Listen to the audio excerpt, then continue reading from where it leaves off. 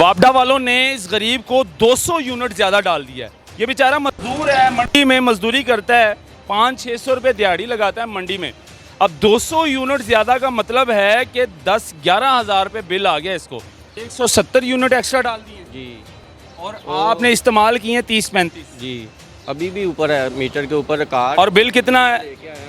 ठीक है, ये मीटर की फिर आप यहाँ पर आए हैं ठीक करवाने के लिए? 20,720 रीडिंग है अच्छा, और 20,664 साहब पिछले यूनिट साहब का है, ठीक हो गया। उस हिसाब से 55 यूनिट चले हुए हैं अभी तक, ठीक है, तो बाकी यूनिट एक्स्ट्रा डाल दिए एक्स्ट्रा डाले हुए हैं। भैया अब ये मसला देख लें कि 155 यूनिट ज़्यादा डाल दिए। सर एम आई सामने आना है, एसडीओ सामने आना है, उन्होंने इसको देख के गल करना है। एम आई सामने एसडीओ सामने करना है ना। यहाँ पर सीट पे कौन वो बाय रीडिंग करने गए हुए हैं इंडस्ट्री की। वो कह रहे जी मैंने नहीं करके देना, इन्होंने तो कहा कि ये यूनिट जो फालतू हैं, इन्होंने तो कहा खुल इनके के बोल, डर ना। नहीं इनके साथ जो बैठे हुए थे उन्होंने भी ਤੁਹਾਡੇ मुलाजम ने तो सैलियां मिल दिया ना, तनख्वाह वो जो बैठा हुआ था वो खाली कुर्सी है जी, यहाँ को जाके पूछ लीजिए। हाँ जी जनाब, ये जब भी हम आएंगे ये कुर्सियाँ खाली मिलेंगी आपको। एसडीओ साहब के कमरे को ताला लगा हुआ मिलेगा आपको। एसडीओ साहब नवाब हैं, यहाँ के जो एसडीओ साहब हैं वो नवाब हैं, अफसर आदमी हैं। जब भी आए आपको वहाँ पर इतना बड़ा ताला मिलेगा और ना यहाँ पर आपको मुलाजम मिलेंगे। ਤੁਸੀਂ ਇਹਨਾਂ ਤੇ ਕਹਿ ਸਕਦੇ ਹੋ ਕਿ ਜ਼ਿਆਦਤੀ ਹੈ ਜਾਂ ਨਹੀਂ ਹੈ। 500 रुपये ਦਿਹਾੜੀ ਲਾਉਂਦਾ ਹੈ, ਮਜ਼ਦੂਰੀ ਕਰਦਾ ਹੈ, कोई मसला होएगा ਮਹੀਨੇ ਦਾ ਇਹਨੂੰ 10,000 ਠੋਕ ਕੇ ਬਿੱਲ ਆ ਰਿਹਾ। वो चेक कर लेंगे, फिर देख लेंगे उन्होंने। फिर ਉਹ ਕਹਿੰਦੇ ਨੇ ਜਮ੍ਹਾਂ ਕਰਾਓ, ਚੈੱਕ ਕੀਤਾ ਉਹਨਾਂ ਨੇ। सर फिर वही मैं उन्होंने जवाब मैं तो ना दे सकता। फिर ये हालात है जी, ये जनाब साहब गैब हैं, काम करने के लिए गए हुए हैं यहाँ पर, लेकिन इस भाई को उन्होंने बोला है कि आप जमा करवाएं। भाई क्यों जमा करवाएं? 155 यूनिट आप लोगों ने ज़्यादा डाल दिए हैं, एक्स्ट्रा डाल दिए। दूसरा छोटे भाई का मीटर है वो शिफ्ट हो गया है, अच्छा बिजली ਉਹਦੀ ਬੰਦ ਹੈ। अच्छा। ਉਹ ਜ਼ੀਰੋ ਰੀਡਿੰਗ ਤੇ 2 ਮਹੀਨੇ ਜ਼ੀਰੋ ਰੀਡਿੰਗ ਰਹੀ ਹੈ, ਉਹਦੀ ਇਸਤੇਮਾਲ ਹੀ ਨਹੀਂ ਸੀ ਹੈਗਾ। ਤੀਸਰੇ ਮਹੀਨੇ ਡਿਫੈਕਟਡ ਕਰਕੇ ਭੇਜਤਾ, ਉਹਦਾ 62,000 ਰੁਪਇਆ ਬਿੱਲ ਪਾਇਆ। ਉਹ ਮੀਟਰ ਵੀ ਲਾ ਲਿਆਏ ਨੇ। ये देख लें, ये आपके कारनामे हैं, इस दफ्तर के कारनामे हैं। हर बंदा अफसर है, चाहे वो गेट पे खड़ा हुआ चौकीदार ही क्यों ना हो आपका, वो भी अफसर है। ਸਰ ਇਹਦੇ 'ਚ ਜਿਹੜਾ ਨਾ ਕਲੈਰੀਕਲ ਮਿਸਟੇਕ ਵੀ ਹੋ ਸਕਦੀ ਹੈ, ਠੀਕ ਹੈ। ਅਗਰ ਇਹਨਾਂ ਦਾ ਬਿੱਲ ਗਲਤ ਆਇਆ ਤੇ ਇਹਨੂੰ ਕਰੈਕਸ਼ਨ ਉਹ ਬਿੱਲ ਦਾ ਲੈਟਰ ਨਾਲ ਲਾ ਕੇ ਕਰੈਕਸ਼ਨ ਕਰ ਦਿੰਦੇ ਆ। ਠੀਕ ਤੁਹਾਡਾ ਸਟਾਫ ਕਹਿ ਰਿਹਾ ਹੈ ਕਿ ਤੁਸੀਂ ਜਮ੍ਹਾਂ ਕਰਵਾਓ, ਜੋ ਮਰਜ਼ੀ ਹੈ, ਮੈਂ ਨਹੀਂ ਠੀਕ ਕਰਨਾ, ਜਮ੍ਹਾਂ ਕਰਵਾਓ। ਕਿੰਨਾ ਨਹੀਂ ਕਹਿੰਦੇ ਜੀ ਬਿੱਲ ਜਾ ਕੇ ਤਾਰ ਮੈਂ ਨਹੀਂ ਕਰਕੇ ਦੇਣਾ। ਇੰਜ ਹੀ ਉਹਨਾਂ ਨੇ ਠੋਕ ਕੇ ਮੈਨੂੰ ਜਵਾਬ ਦਿੱਤਾ। स्टाफ की जिम्मेदारी ਤੁਹਾਡੀ है ना। वापडा वालों ने इस गरीब को 200 यूनिट ज़्यादा डाल दिया है। ये बेचारा मजदूर है, मंडी में मजदूरी करता है, 500-600 रुपये दिहाड़ी लगाता है मंडी में। अब 200 यूनिट ज़्यादा का मतलब है कि 10-11 हज़ार रुपये बिल आ गया इसको। अब 10-11 हज़ार रुपये बिल ये कहाँ से जमा करवाए? इतने तो ये कमाता नहीं है, गरीब आदमी है, मंडी में काम करता है। कितना क्या करते हो आप? 500-700 दिहाड़ी मंडी मजदूरी करता मंडी मजदूरी करते हैं। कितना यूनिट ज़्यादा डालेंगे? है। तकरीबन मीटर पे जो चले हैं ना 30-35 चले हैं, ठीक है, तो इन्होंने 201 यूनिट डाल के बिल भेजा। 170 यूनिट, ठीक है, 170 यूनिट एक्स्ट्रा डाल दिए जी।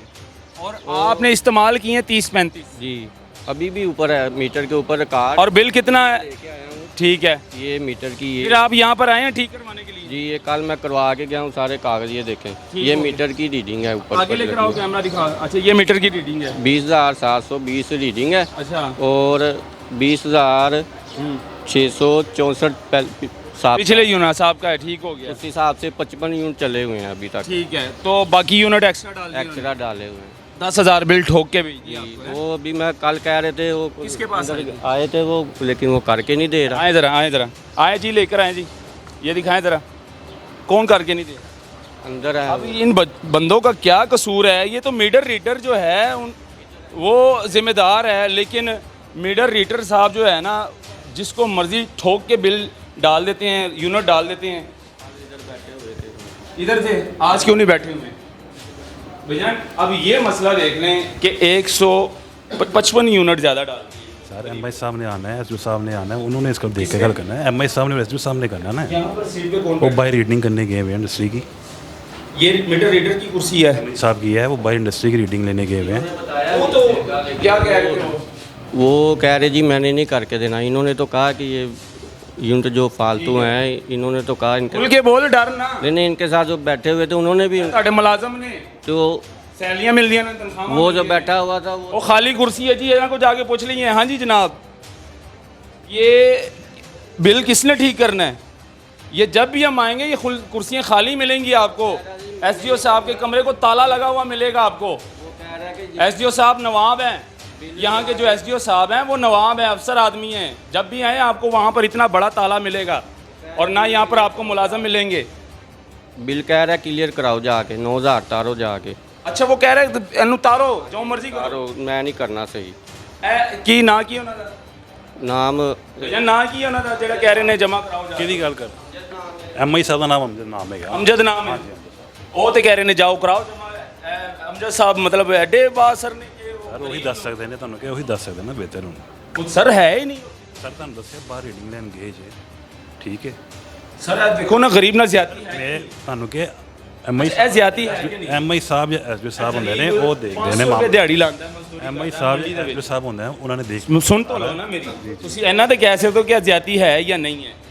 500 ਰੁਪਏ ਦਿਹਾੜੀ ਲਾਉਂਦਾ ਹੈ, ਮਜ਼ਦੂਰੀ ਕਰਦਾ ਹੈ, ਕੋਈ ਮਸਲਾ ਹੋਏਗਾ ਮਹੀਨੇ ਦਾ ਇਹਨੂੰ 10,000 ਠੋਕ ਕੇ ਬਿੱਲ ਆ ਰਿਹਾ। ਉਹ ਚੈੱਕ ਕਰ ਲੈਣਗੇ ਫਿਰ ਦੇਖ ਲੈਣਗੇ ਉਹਨੂੰ। ਫਿਰ ਉਹ ਕਹਿੰਦੇ ਨੇ ਜਮਾ ਕਰਾਓ, ਚੈੱਕ ਕੀਤਾ ਉਹਨਾਂ ਨੇ। ਸਰ ਫਿਰ ਉਹੀ ਮੈਂ ਉਹਨਾਂ ਦਾ ਜਵਾਬ ਮੈਂ ਤੇ ਨਾ ਦੇ ਸਕਦਾ ਫਿਰ।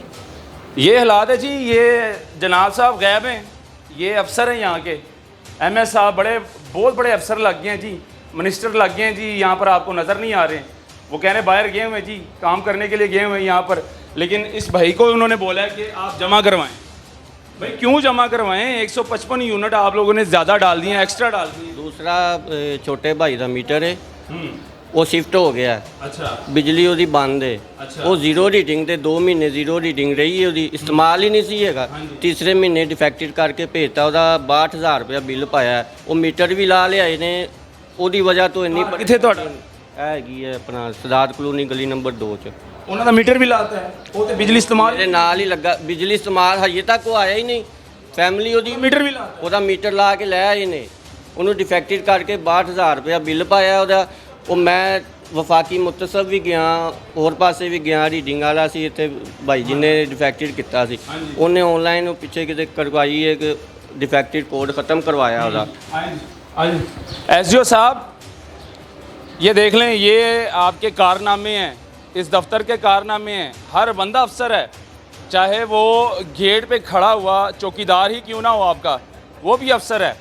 जैसे आप अफसर हैं ना, आपका ताला लगा हुआ है। क्लर्क साहब एक ये मसला भी हल कर दे ज़रा। यार हर मसला मेरे से ना हल करवाएं, क्यों मुझे सस्पेंड करवाना? SDO साहब तो बात ਤੁਹਾਡੀ ਜ਼ਿੰਮੇਵਾਰੀ ਹੈ। मेरी जिम्मेदारी स्टाफ दी है। ਸਟਾਫ ਦੀ ਹੈ। हाँ और ਅੱਜ आज ਮੌਜੂਦ ਨਹੀਂ ਹੈਗਾ। और मैं दसना ना स्टाफ मौजूद है भाई। ਇਹ ਜਿਹੜਾ ਬੰਦਾ ਹੈ ਕੰਪਿਊਟਰ ਤੇ ਬੈਠਾ ਹੈ, ਮੀਟਰ ਇੰਸਪੈਕਟਰ ਰੀਡਿੰਗ ਲੈ ਰਿਹਾ ਹੈ।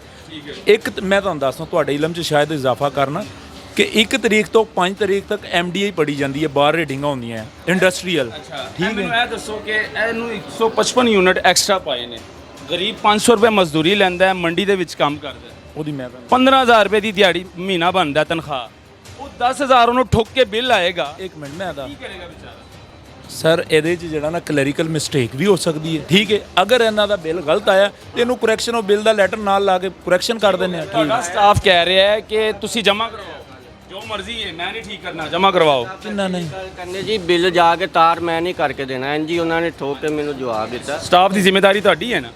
ਗਲਤ ਗੱਲ ਹੈ। ਗਲਤ ਹੈ ਕਿ ਨਹੀਂ? ਹਾਂ, ਕੰਜ਼ਿਊਮਰ ਨਾਲ ਜਿਹੜਾ ਨਾ ਕੰਜ਼ਿਊਮਰ ਨਾਲ ਬਿਹੇਵੀਅਰ ਆਪਣਾ ਸਹੀ ਰੱਖਣਾ ਚਾਹੀਦਾ, ਕੋਈ ਐਸੀ ਗੱਲ ਨਹੀਂ। ਪਰ ਇੰਜ ਬੋਲੇ ਨੇ ਕਿ ਮੇਰਾ ਇੱਕ ਵਾਰੀ ਦਿਲ ਕੀਤਾ ਕਿ ਆਪਣੇ ਆਪ ਨੂੰ ਅਕਲ ਇਹ ਕਿ ਨਹੀਂ ਵਸ ਚੱਲਦਾ ਸਾਡਾ ਕਿ ਗਵਰਨਮੈਂਟ ਦੀ ਸਰਕਾਰੀ ਨੌਕਰੀਆਂ ਨੇ।